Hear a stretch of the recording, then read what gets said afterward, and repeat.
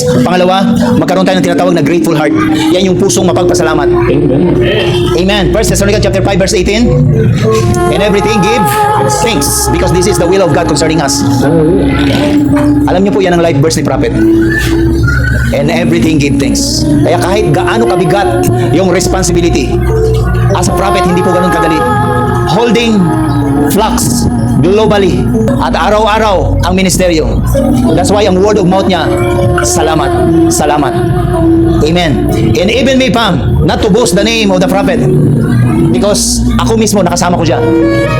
Amen. The language of faith is yung salitang salamat. The word thanksgiving.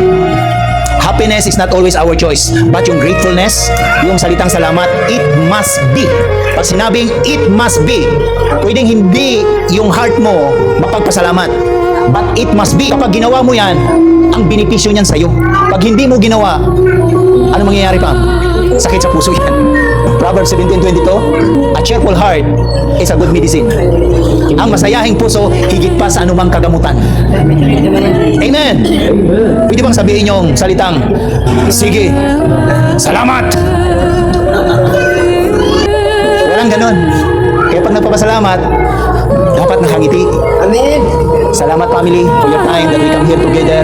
Amen. Welcome to the family. Amen. That is the attitude of our heart. And this is the attitude of faith. Yung salitang thanksgiving. Salamat Panginoon. Do you know when you say thanksgiving? At Lord, salamat. Yung diniklara natin ng month of August, sinasabi ng Panginoon, He's a great judge. It is done, my son. Pero pagdating ng Monday, nagmurmur na tayo. Pagdating ng Tuesday, nagreklamo na tayo. Kaya ngayon, i-practice natin. Lord, salamat! Pastor, kahit ba may problema, Lord, salamat! Pastor, kahit merong alitan, hindi magandang nangyari, pasalamat pa rin, Pam. Give thanks. Sanayin na natin yan. Hindi pwedeng maialis mo kay Abraham na mag-alala siya. You don't even know na habang papunta sila sa Egypto, si Abraham nagmumurmur. Amen. Kaya nung nakita niya yung mga Chaldeans, nakita niya yung mga Egypto, natakot siyang muli. Diba? Yung takot is imminent. Okay po yan, is healthy yan. Pero kung mananatili kang takot, dangerous na po yan. Nakakapagod po yan. In short, bakit nagkaroon ng compromising words kay Abraham? That's why the last 4 months natin, walang compromising word. As much as possible, avoid it. Alam mo yung compromising word, yung mga salitang baka, sakana, ikasi.